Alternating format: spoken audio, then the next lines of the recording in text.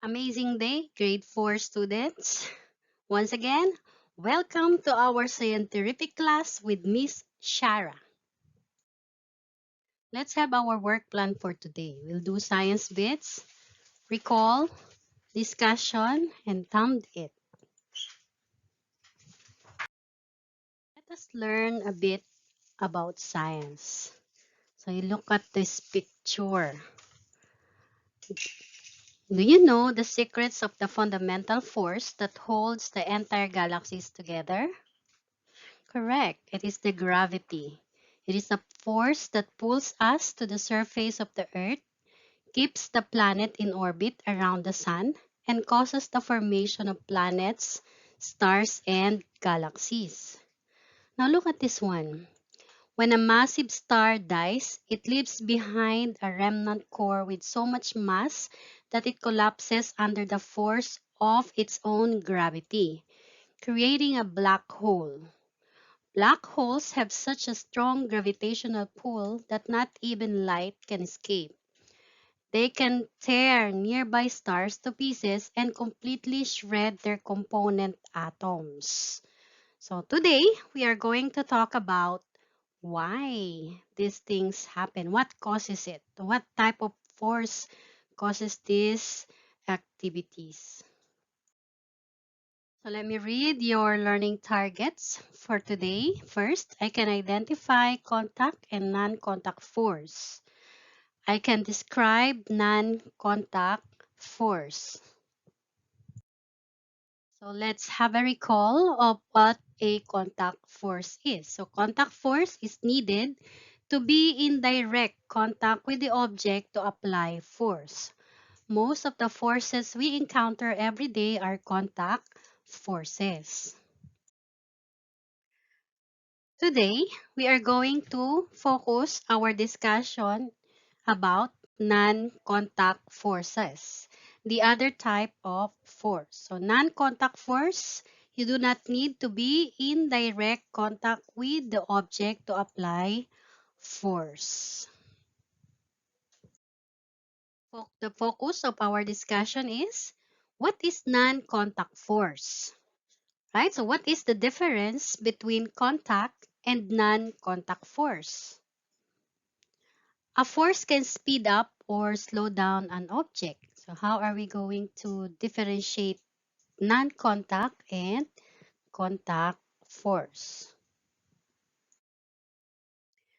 We already know the definition of force as the push or pull experienced by an object when it interacts with another object, which results in the change of state, either from rest or from uniform motion. When you jump, you always return to the surface. Why? Is there anything that is holding your feet when you try to jump? When you throw a ball high up in the air, it reaches the highest point, and then it was invariably returned to its thrower on the ground. These occurrences can be explained by the non-contact force. So what is non-contact force? A non-contact force is a force applied to an object by another body that is not in direct contact with it.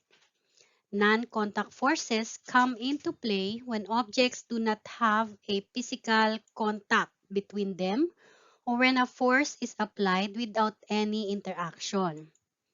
When compared to the types of contact forces, there are very few non-contact forces. So let's talk about those few non-contact forces.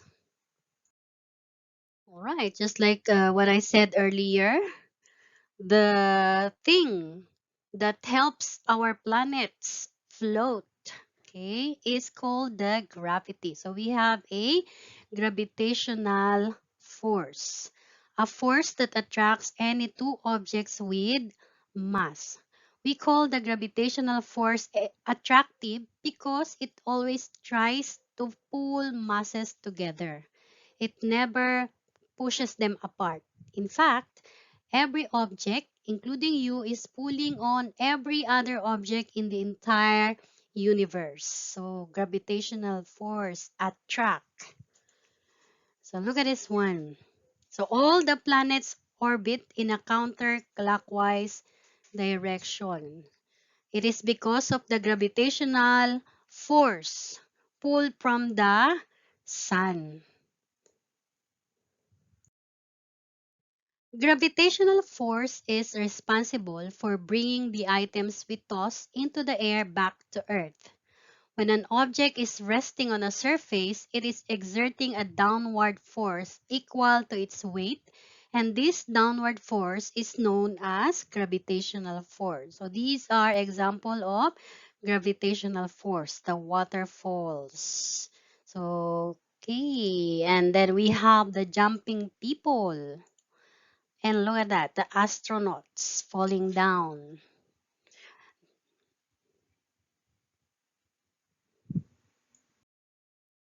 Okay, now there is a question. Which falls faster, a heavy ball or a light ball? There is a misconception about this, that they thought the heavy ball will fall faster. But the fact is, okay, the two objects will reach the bottom at the same time.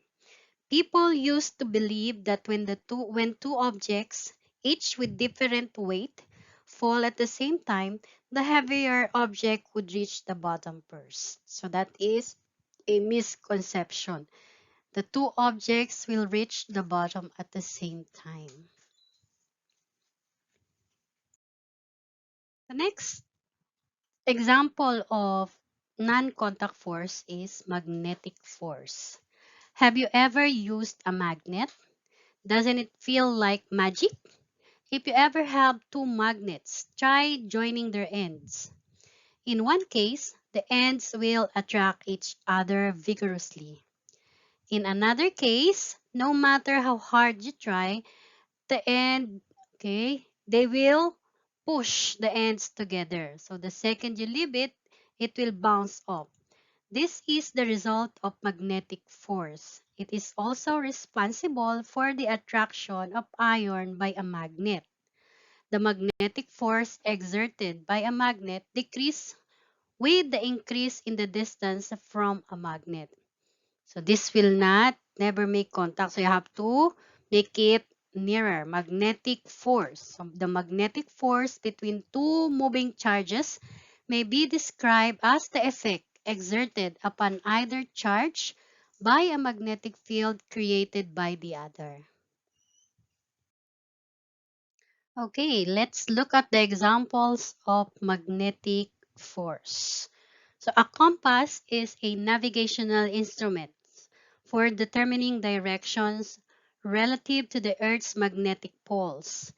It consists of a magnetized pointer, usually marked on the north end, and free to align itself with Earth's magnetic field.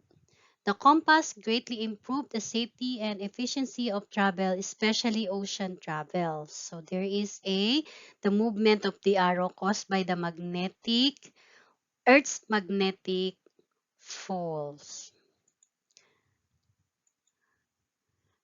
Earth's magnetic field is an invisible shield around our planet that protects us from the solar wind. The shape of Earth's magnetic field causes the aurora to form two ovals that sits like crowns over the north and south magnetic poles.